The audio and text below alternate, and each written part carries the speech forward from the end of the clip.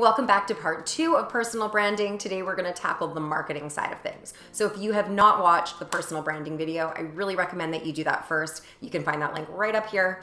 Otherwise, we are going to dive right in and figure out how to take all of that zhuzhy, little, beautiful, emotional stuff that we figured out are your superpowers and put those into tactical measures today that'll really help you springboard and leverage who you are and what differentiates you and elevates you in your space. So today what we're going to do is take your branding and turn it into marketing. If you're still unclear about what the difference between those two things is, feel free to also watch this video, marketing versus branding, and get a good idea about what the difference between that emotional branding stuff is and that tactical marketing side of things. This is something that not only has worked with a bunch of clients for me, this is something that I implement all the time when it comes to how I write my content, how I show up to client meetings, and guys, it works. So check it out. We'll dive right in a second, but I would love if you could subscribe to my channel to check out more marketing videos and also give me a thumbs up so that I know what content's resonating with you. And feel free to give me a thumbs down too, but let me know why or how I could dive in deeper and help you out even further.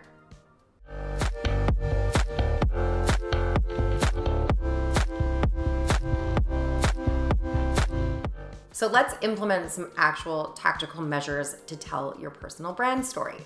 Now, a quick recap on this, just so you get your notes out and ready. We're gonna start off with those questions that we asked some friends. And for me, bringing those forward was a bit of a shock because it's always a little personal, right? It's like awkward to ask people how they feel about you and what they love about you. But the reason that we're asking people that are right within our wheelhouse and really appreciate us, don't ask the client who didn't pay you for months and you guys had a bad rapport at the end. We're asking people who actually fall in love with us because that's the audience we want to retain, and that's the audience where we're going to get the most traction. So if someone's not for you, that's fine. Move right along, honey. That's totally cool. So what I've done is reached out, like I suggested in my first video, to a bunch of my friends, colleagues, and family members to ask, what are the 5 words you would use to describe me as my superpowers? And I'm gonna use a little bit of a reference guide here for you guys. So I've thrown the ones that have repeated into bigger fonts. So this is what we call a nice little word cloud. And it's a great way to kind of see what your superpowers are. What are the things that are different than you? Are you a really kind person? Are you really reliable? Are you really funny? Are you really sarcastic? What are those things that make you exactly you? And it's kind of a hard thing to break down, right? Because you have to go into that mode of exposing yourself and feeling vulnerable. And the best part about this is it's really going to get you out of that copycat syndrome. You don't want to be in that place. You want to be exactly who you are. And that's where we're going to really find an audience that we connect to. So that's step number 1. Also through the branding process, you would have come up with a mission statement. So again, just a little quick recap of my mission statement. This is it right here. What this is going to do is give me a point of reference for everything I put forward, how I show up. Whether it's, again, speaking on a panel, maybe this is a way that I'm doing a blog post or a straight to camera Instagram video, whatever it is, these are things that I'm gonna think about. And these are the things that are really going to drive that content and make sure that I'm staying on my track and not getting pulled into that imposter syndrome. Because at the end of the day, we all have really cool stories and really great expertise, but we need to make sure that we're saying it in a very genuine way that's attracting the right people. So again, just a quick recap, keep those words out handy in front of you and keep out that mission statement as we go into the next steps. So once we have a good grasp on what our brand is, the next step for you to take is to figure out what platforms do you have access to?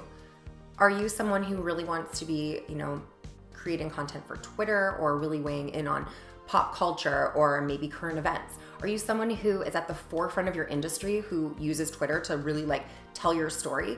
Or maybe that's not for you. Maybe you're a very visual person, so you want to really lean into Instagram, or maybe you guys are using TikTok even. It doesn't really matter what those platforms are, but what we want to do is identify the ones that we really want to lean into, and then also on ones that we can actually have the bandwidth to handle. So if you're a solo entrepreneur and what you're doing is trying to hit every single platform, I really recommend that you take a step back and just do the ones that you can really excel in.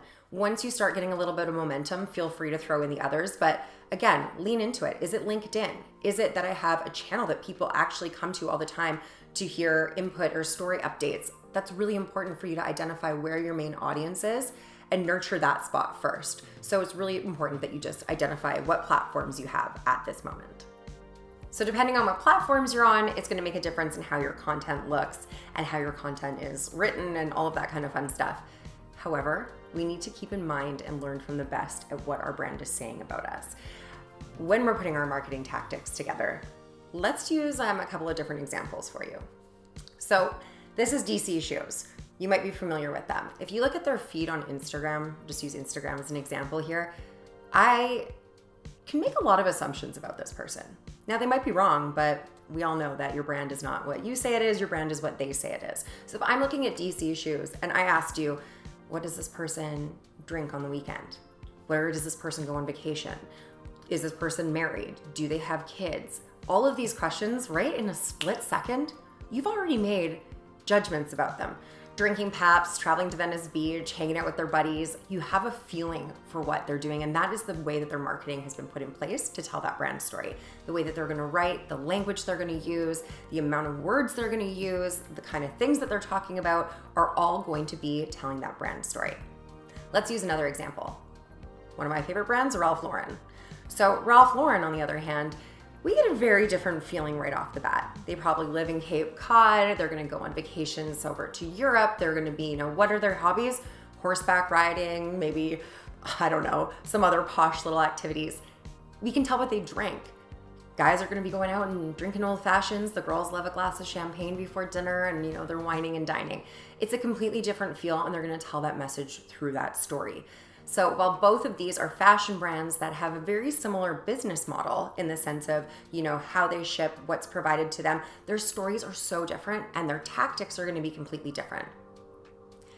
Now, I wanna go a little bit deeper into why human beings work this way. And it'll help you tell your story and again, identify and tell your story with those words that are your superpowers. We need to understand that humans are really judgy because we're hardwired that way. Think about the old days. We'd have to see someone and go, am I supposed to be fearful of this person? Are they a potential mate? So this stuff is all hardwired into us and we make split-second decisions about someone. 55% of what we think about someone in the first time meeting them or seeing them speak is based on their physical appearance alone. That sounds super judgy, right? But that's just how we're hardwired. We jump to these conclusions based on our experiences, based on what we've been taught. So while physical appearance is one thing, a whopping 38% of what we think about this person upon the first time meeting them or seeing them speak, 38% is based just on their tone and pace. Are they confident? Do they believe what they're saying? Are they mumbling or stuttering or nervous? Okay, that makes up 93% of what we think about someone has nothing to do with the content of what they've said. Only 7% of what someone actually says and the words they choose to use is based off of their actual content. 7%, that's crazy. So we need to keep that in mind when we're moving forward and making sure that the way we poise ourselves, the way we dress, the way we show up in the place in a physical way is also reflective of how we want to be seen and make sure we're amplifying our superpowers in that sense. The next thing that you're gonna do is make yourself a content calendar. Now, I know this is a really challenging thing, especially in some spaces, but this gives you the opportunity to be proactive about your content instead of just reactive. Now, there's a total place for reactive content, and we're gonna get to that in just a second. But when it comes to proactive content, what you wanna do is look at your month ahead. And again, if you don't know how to write a content calendar, go over here. I've got another video about the content calendar that will make complete sense to you and help you spell this out. But when we can actually look ahead at the week to come or the quarter to come, it lets us tell our story in a timely fashion and again, be proactive about what we're putting out there and make sure that we're steering the ship on the narrative and that we're being authentically ourselves. So when we're creating that content for our content calendar, I want you to have these words from step number 1 up in front of you and your mission statement up in front of you, because we need to put that lens around everything you say. Everyone in your industry should be competent at their job. We're not trying to prove competence here. I hope that you're competent at your job. What we're trying to do is connect with people in a specific way to drive your mission and drive your superpowers. So I want you to throw that lens of exactly who you are onto every piece of content you put out. Whether you're weighing in on something terrible that's going on in the news or you're weighing in on how to stay active and positive, it doesn't matter. we want to throw your lens and your mission onto that statement.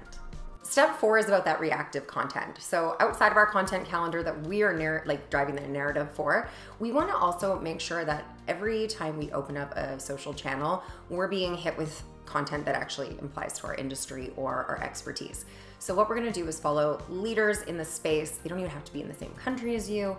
You know, think big here. Follow publications that put out content about what you're writing about. Put out, you know, maybe that's an environmental organization that you really are aligned with that you want to put forward. Make sure that your feed is something that you can respond to and show your expertise, because those comments that you're making are what is going to help you grow your following and open yourself up to new audiences. So maybe you're commenting in a section, do more than just like, do more than just say great post. Again, we're really sticking with the 4 words on Instagram, 4+ words on Instagram, but especially on somewhere like LinkedIn, really weigh in. Show up, show your expertise. Again, let's take down that digital wall and pretend we're actually speaking to the person. What would you say to them at a conference about that topic? What would you add to it? Maybe you've done a report about something that you can weigh in on. So just really use that reactive content to be able to put forward your story without having to, you know, start from the bottom and build that content up. Lastly, it's all about consistency and authenticity. Again, we don't ask ourselves, what kind of person do you want to show up as? We have gotten those words from people who love working with us, love spending time with us. That's actually who we are. And we often see ourselves a little differently than we show up in the world. You know, I would love to be described as, oh, that sweet, really nice girl. That doesn't usually happen because I'm a bit boisterous. So I would get those opinions from my friends because they use words like spicy to describe me. And that makes a lot more sense, because if I try and be that sweet, funny girl, it's going to be disingenuous.